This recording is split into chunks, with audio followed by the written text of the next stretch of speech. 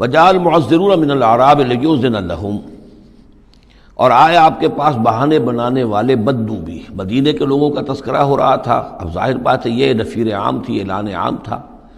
تو اب جو بھی آس پاس تھے، جو دیہات میں رہنے والے مسلمان تھے، ان پر بھی یہ حکم جو ہے عائد تھا، تو اب ان میں سے بھی لوگ آئے اور رخصت طلب کرنے لگے۔ جاء المعذرون من الاعراب، اعراب اعرابیون کی جمع ہے، وہ جو لوگ بادیہ نشین بدو، لیؤذن لهم، کہ انہیں بھی اجازت دے دی جائے، انہیں بھی رخصت دے دی جائے۔ وقعد الذین کذبوا اللہ ورسولہ، اور بیٹھ رہے وہ لوگ جنہوں نے کہ جھوٹ کہا تھا اللہ سے اور اس کے رسول سے، وعدے جو کیے تھے وہ جھوٹ نکلے، یا یہ کہ جو عذر کر رہے وہ جھوٹا ہے۔ سیصیب الذین کفروا منہم عذاب علیم، ان قریب ان میں سے جو لوگ کفر پر اڑ جائیں گے، یا جو لوگ فی الواقع کفر کی حد کو پہنچ گئے ہیں، ان کے لیے دردناک عذاب ہے۔ لیس علی الضعفاء، کمزوروں کا معاملہ یہ نہیں ہے، ان پر کوئی ذمہ داری نہیں ہے، کوئی ملامت نہیں ہے، ضعیف ہوں، ولا علی المرضى، نہ ہی بیماروں پر، ولا علی الذین لا یجدون ما ينفقون، نہ ہی ان پر کہ جن کے پاس کچھ خرچ کرنے کے لیے نہیں ہے۔ آخر اتنا لمبا سفر کرنا ہے، تبوک تک جانا ہے، کوئی سواری چاہیے، 4 آدمیوں پر ایک اونٹ ہو، کچھ تو ہو، کہیں تو کچھ نہ کچھ تو ان کو سہارا ملے۔ ان کے پاس سامان نہیں ہے، پیسہ نہیں ہے۔ لا یجدون ما ينفقون، تو جو لوگ اپنے پاس کوئی اس کی مقدرت نہیں رکھتے اور ساز و سامان نہیں رکھتے، تو ان پر حرج نہیں ہے۔ لیس علی الضعفاء حرج، یہ لیسا کے بعد جو ہے حرج یہاں آیا ہے، ان پر کوئی گناہ نہیں ہے، کوئی الزام نہیں ہے، کوئی ملامت نہیں ہے۔ اذا نصحوا للہ ورسولہ، جب کہ وہ اللہ اور اس کے رسول کے ساتھ مخلص ہوں، دل میں اخلاص ہے، لیکن یہ کہ مجبوری فی الواقع ہے، کوئی ضعیف ہے، بہت بوڑھا ہے، کوئی بیمار ہے، کوئی بالکل یعنی بغیر کسی وسائل کے ہے۔ ما علی المحسنین من سبیل، ایسے جو محسن لوگ ہیں، جو جن کا دین جو ہے وہ یعنی درجہ احسان کو پہنچا ہوا ہو، ان کے لیے کوئی ملامت نہیں، ان کے اوپر کوئی گرفت نہیں۔ واللہ غفور الرحیم، اور اللہ غفور الرحیم ہے۔ ولا علی الذین اذا ما اتوک لتحملہم، اور نہ ہی ان پر کوئی الزام ہے یا ان پر کوئی گناہ ہے کہ جو آئے آپ کے پاس، جب آئے کہ آپ ان کے لیے سواری کا انتظام کر دیں، لتحملہم، قلتا، تو اے نبی آپ نے فرمایا، لا اجد ما احملکم علیہ، نہیں میرے پاس بھی کوئی سواری کا بندوبست نہیں ہے، میں نہیں پاتا کوئی چیز جس پر کہ آپ کو سوار کر سکوں۔ تولوا، تو مجبوراً وہ لوٹ گئے، واعینہم تفیض من الدمع، اور ان کے آنکھوں سے آنسو جاری تھے، حزناً، اس حزن کی وجہ سے، اس رنج اور غم کی وجہ سے، اللہ یجدوا ما ينفقون، کہ ان کے پاس نہیں ہے جسے وہ خود خرچ کر سکیں اور اپنے لیے کسی سواری کا بندوبست کر سکیں۔ ایک طرف یہ جذبہ ہے، چاہتے ہیں، جانا چاہتے ہیں، لیکن مجبوری ہے، اس مجبوری کی بنا پر بھی اگر وہ رک رہے ہیں تو ان کو صدمہ ہے، افسوس ہے، رو رہے ہیں۔ دوسری طرف وہ ہیں جو اولو طول ہیں، ان کے پاس سب کچھ موجود ہے، وسائل و ذرائع ہیں، لیکن جانے کو تیار نہیں۔ انما السبیل علی الذین یستأذنونک وہم اغنیاء، ملامت اور الزام تو ان لوگوں پر ہے کہ جو آپ سے رخصت مانگتے ہیں جبکہ وہ غنی ہیں، مالدار ہیں۔ رضوا بان یکونوا مع الخوالف، وہ راضی ہو گئے اس پر کہ وہ پیچھے رہنے والی خواتین ہی کے ساتھ ہو جائیں۔ وطبع اللہ علی قلوبہم، اللہ نے ان کے دلوں پر مہر کر دی، فہم لا یعلمون، اور اب وہ صحیح علم سے بے بہرہ ہو چکے ہیں۔ یعتذرون الیکم اذا رجعتم الیہم،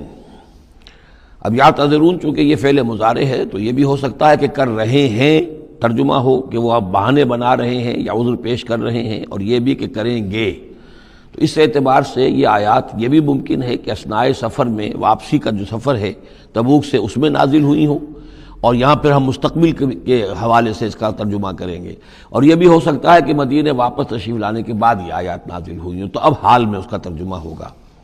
بہانے بنائیں گے وہ لوگ کہ جن کی طرف کہ تم جاؤ گے لوٹ کر، یا بہانے بنا رہے ہیں تمہارے پاس آ کر وہ لوگ کہ جن کے پاس تم آ گئے ہو لوٹ کر، یہ دونوں ترجمے ممکن ہیں۔ قل لا تعتذروا، کہہ دیجئے یا کہہ دیجئے گا کہ اب بہانے مت بناؤ، کوئی عذر مت تراشو، کوئی لیم ایکسکیوزز پیش نہ کرو،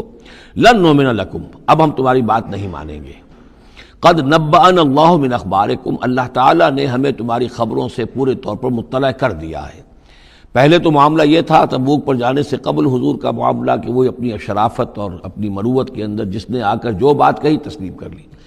اب چونکہ اس دوران میں یہ ساری آیات اتر چکی ہیں اور اللہ تعالیٰ نے جو کچھ ان کے اندر تھا چھپا ہوا وہ بھی کھول کر بیان کر دیا ہے، تو کہہ دیا گیا کہ اب آپ ڈنکے کی چوٹ کہہ دیجئے لن نؤمن لکم، اب ہم تمہاری بات نہیں مانیں گے، قد نبأنا اللہ من اخبارکم، اللہ تعالیٰ نے تمہاری اخبار پر، تمہاری خبروں پر، تمہاری کیفیات پر ہمیں مطلع کر دیا ہے، وَسَيَرَ اللَّهُ عَمَلَكُمْ وَرَسُولُهُ، اب عنقریب مستقبل میں اللہ تعالیٰ تمہارے عمل کو دیکھے گا اور اس کا رسول بھی دیکھیں گے صلی اللہ علیہ وسلم، یعنی آئندہ اب تمہارا کیا ایٹیچیوڈ رہتا ہے۔ ثُمَّ تُرَدُّونَ إِلَىٰ عَالِمِ الْغَيْبِ وَالشَّهَادَةِ، پھر تمہیں لوٹا دیا جائے گا اس ہستی کی طرف جو کھلے اور چھپے کی جاننے والی ہے، فَيُنَبِّئُكُم بِمَا كُنتُمْ تَعْمَلُونَ، تو پھر وہ تمہیں جتلا دے گا جو کچھ کہ تم کرتے رہے تھے۔ سَيَحْلِفُونَ بِاللَّهِ لَكُمْ إِذَا انقلبتم، یہ یقیناً قسمیں کھا کھا کر، حلف اٹھا کر اللہ کا کہیں گے جب کہ تم ان کی طرف لوٹ جاؤ گے یا آ گئے ہو، الیہم لتعرضوا عنہم، تاکہ آپ اعراض کریں، تاکہ مسلمانوں ان کو چھوڑ دیں، ان سے کوئی باس پرس نہ کریں، انہیں کوئی سزا نہ دیں، اعراض کریں۔ فاعرضوا عنہم، ٹھیک ہے ان سے اعراض کرو، ان سے آپ توجہ جو ہے پھیر لیجئے۔ انہم رجس، یقیناً یہ لوگ ناپاک ہیں، ومأواہم جہنم، اور ان کا ٹھکانہ آگ ہے، جزاء بما کانوا یکسبون، بدلہ اس کا جو یہ کمائی انہوں نے کی ہے۔ یحلفون لکم لترضوا عنہم، یہ جو قسمیں کھا رہے ہیں مسلمانوں تمہارے پاس آ کر، اس لیے تاکہ تمہیں راضی کر لیں، تم ان سے راضی ہو جاؤ، اس لیے کہ ظاہر بات ہے کہ ایک معاشرہ تھا، مدینے میں رہتے تھے، ان کے بھائی بند تھے، ان کے دوست تھے، احباب تھے، اوس اور خزرج کے اندر رشتہ داریاں تھیں،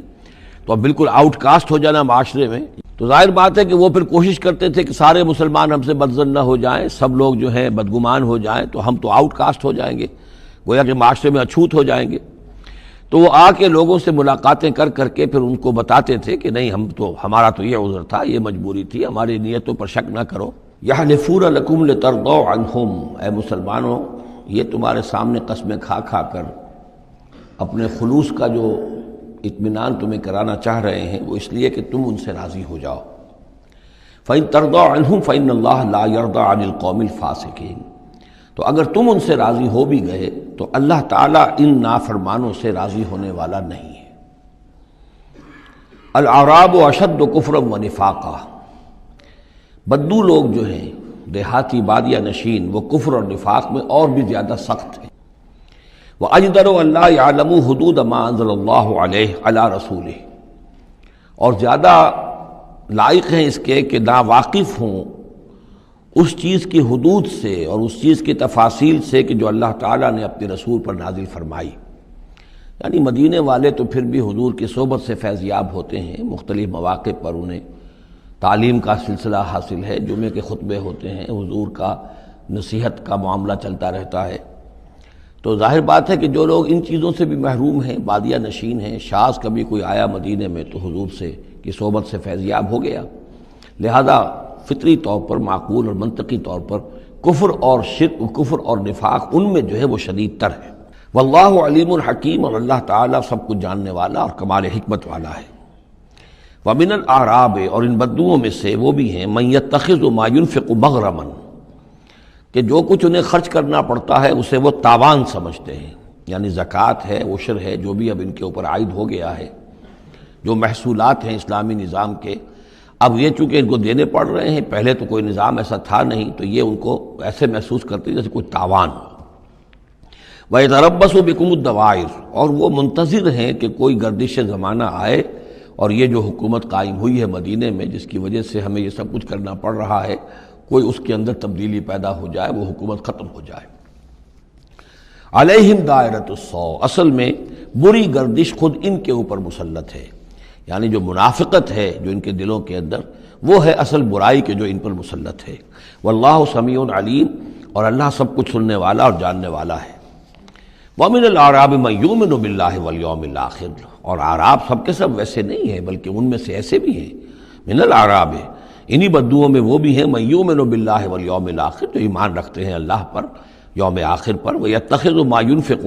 اور جو چیز بھی وہ خرچ کرتے ہیں اللہ کی راہ میں اس کو سمجھتے ہیں قربات عند اللہ، کہ اللہ تعالیٰ کے قرب کا ذریعہ ہوگا، تقرب الی اللہ کا ذریعہ بن جائے گا، ہمارا یہ صدقہ، ہمارا یہ خیرات، ہمارا یہ دین کے لیے انفاق جو ہے یہ اللہ تعالیٰ سے ہمیں قرب عطا کرے گا۔